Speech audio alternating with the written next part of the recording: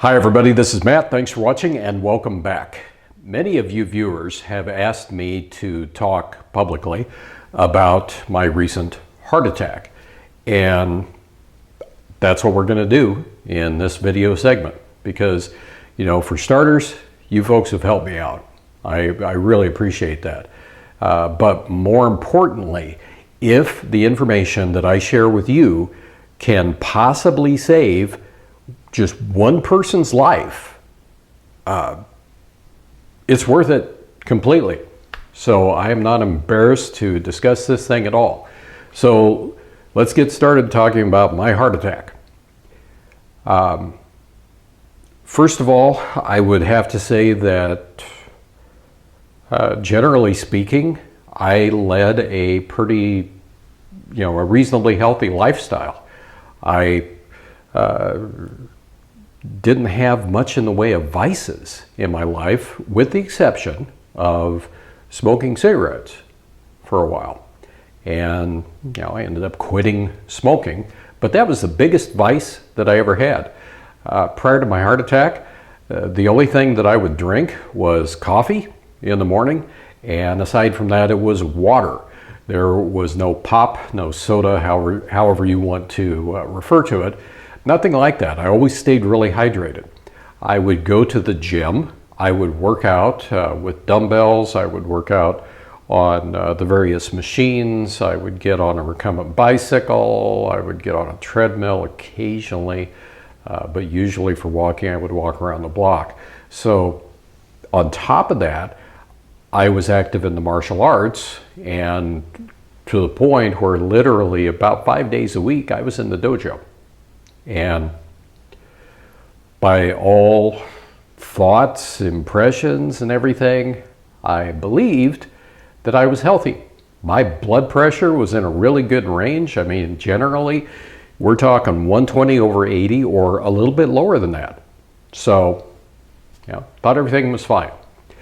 So, with that said, let's talk about the symptoms that I had of the heart attack. And part of this came about because yesterday at the dojo that I go to, they were having some belt testing ceremony, and the master of the dojo thought that I might want to attend, which, I wanted to see how people were progressing. And people came up and they talked to me afterwards, and that week that I had my heart attack, there was a woman that I worked with, and she approached me and she's like, I thought that there was something wrong with you that week. And I looked at her, I'm like, what? And she's like, yeah. She's like, your color was off, and, you were doing something, but it seemed to me like you were in pain. I asked you about it, and you said, yeah, I'm just having a bad day. And it's like, wow, I had forgotten about that. So it's amazing what some people will actually pick up on. So, on to the symptoms. This is where our assumptions can end up killing us by accident. Because I had always been under the assumption that when you had a heart attack, that you would feel it right here, and it would be like, bang, unmistakable pain, that sort of thing, and you're just, grabbing at your chest, and that's the way that it goes. In my case, no, it was completely sneaky. And I remember when the pain started. I'd gone to the dojo on Monday night, and I was doing some pretty hardcore sparring with a guy. And we had done some Hapkido, and then we switched over to a form of Kung Fu that's called Wing Chun. And we're doing a lot of, blocking and trapping and that, which meant that my hands were up like this, and you're deflecting and doing all that sort of thing. Had a really hard workout. And the next day, it was sometime in the morning, I noticed that I had this weird pain. And the pain was actually back in this area here, right, it was below my neck, and it was right in this area. And it's like, well, that's kind of weird. Although I could justify it by saying, well, my arms are up like this, taking blows, so it only makes sense that this up here would get cranky. So that had started Tuesday. I went to the dojo Tuesday night and I worked out. I didn't feel any worse for wear after being at the dojo. Wednesday, the pain started to just get a little bit more pronounced, which again, if you pull a muscle or you overwork something, you go through this cycle, don't you? Where the muscle pain gets a little bit worse before it gets better. So the pain kind of stayed back up here in this area, but then it migrated down here. And then the next thing I knew is it seemed to be below my left shoulder blade, but it presented itself at the back. And this was on Wednesday. And I remember being in the car and kind of doing this, working my shoulder, because occasionally it would feel like it would project out to the front. I'm like, man, this kind of stinks. Wednesday night, go to the dojo. Had another really hard workout, and the only thing that I remember about that was at the end of the workout, I'm huffing and puffing pretty good. I'm going like this, and I'm like, okay, that's good enough for now. Came home, not a problem. Thursday, I went to work like normal, and the pain seemed initially to be about at the same level as it was Wednesday. It didn't really move much. It was still kind of across my shoulders and behind that left shoulder blade.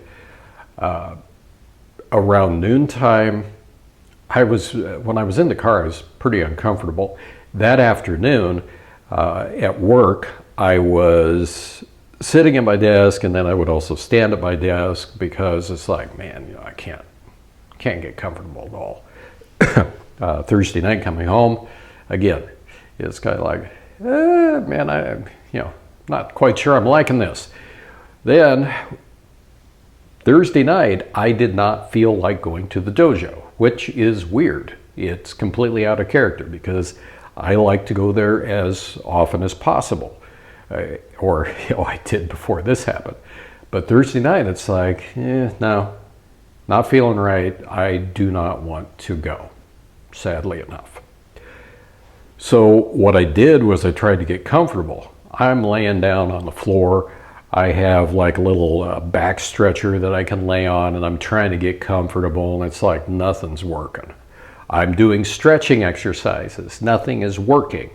And I'm going, what in the world is happening? So I basically spent most of the evening trying to figure out what was going on and why I could not get comfortable.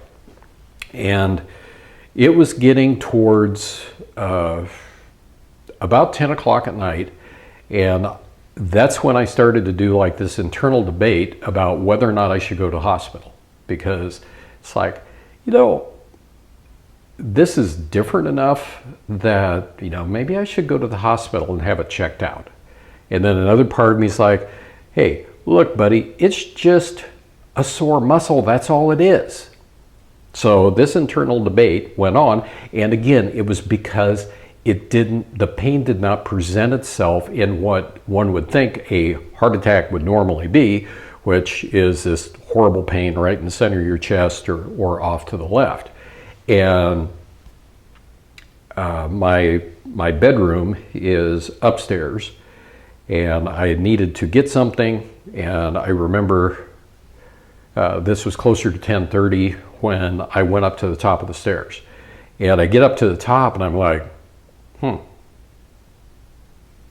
ow, the pain hurts a little bit worse. I flipped on the light switch, and I went down to the bottom of the stairs, and it's like, that doesn't really feel any better. So let's test this out. I go back up to the top of the stairs again. And not only did it hurt worse, but I broke out into a cold sweat. And the moment that happened, I'm going, uh-oh, this is really different. So I get to the bottom of the stairs. I sat down where my computer is, and I happen to have a blood pressure, one of those blood pressure machines with the blood pressure cuff. I took my blood pressure, and my blood pressure was like 165 over 109 or something like that, which that just sent off all the alarm bells, because my blood pressure, like I said earlier in the video, typically 120 over 80, not a problem, you know, good blood pressure. To see it 165 over 100 and something was just like, whoa, there is something haywire here. That coupled with the sweating. My father died from a heart attack. I was a little guy. I was like, 7 years old. And I still remember to this day him coming across from the gas station, and he thought that he was having a massive stomach ache, but he had these huge beads of sweat on him. And, unfortunately, technology being what it was, there really wasn't much that they could do for Dad at that time, and so he ended up passing away. But like I said, the breaking out into the cold sweat and then the high blood pressure, which definitely was not normal for me, led me then to call 911 and get to the hospital. Sure enough, I was having a heart attack. But the thing is that pain was presenting itself a couple of days in advance, and people like the lady at the martial arts dojo could actually pick up on that. They could actually see it. And when I talked to my heart surgeon after the surgery, he told me that the location of blockages sometimes in the heart can sometimes cause what they call referred pain, where you might think that it's indigestion or something else. So the assumptions that we normally have about heart attacks, because we've seen them portrayed on television, we've seen them portrayed in the movies, where people are just like, oh, and it's right there. That isn't always the way that it works. And if I hadn't paid attention to some of those things, there's a really good chance that I wouldn't be standing here in front of the camera talking to you folks about it. If I would have just went to bed like normal that evening, I might not have woken up. That's how bad things were. So, I did pay attention to my body, but the key thing for me was breaking out into that cold sweat and then looking at the blood pressure and going, what on earth is going on here? But again, just to review with you about how my heart attack manifested itself, is the pain was not typical. It wasn't what we see on television and in the movies. It began up here at the, just below my neck is where it started. It just felt like, a pulled muscle, a vertebra out of alignment or something, which I attributed to a martial arts workout that I had. And then, it was sneaky. It moved around a little bit. It ended up behind my left shoulder blade. And I'm just thinking that it's that same thing. It wasn't. So I guess my advice to you is, if you ever experience something like that, if you have a tightening in your chest, or you get short of breath, you have a weird pain, go to the doctor immediately. Go to the ER, because this happened to me, and I did not recognize those symptoms immediately. I wish I had. With hindsight being 2020, you know how that goes. So anyway, like I said at the beginning of the video, if this helps just one person, it's worth it. And if you stayed through this video this long, I know it's been a long video, hey, I appreciate it. But just remember, for your loved ones, if they complain about something like that, some kind of a weird pain, have it checked out. It's better to check it out and have a doctor give a thumbs up or a thumbs down than it is to have the alternative, because the alternative is not desirable. I did not want to depart this world early, and I'm very thankful that I went to the doctor. I'm extremely thankful that I had a great heart surgeon. I mean, this guy was tremendous. He put me to ease as much as you possibly can. And so anyway, there you have it. But that's what I got for you. And thanks for asking me the questions. Thanks for sticking with me on the video. Until next time, everybody, thanks for watching. Everybody have a good one. And of course, be safe out there.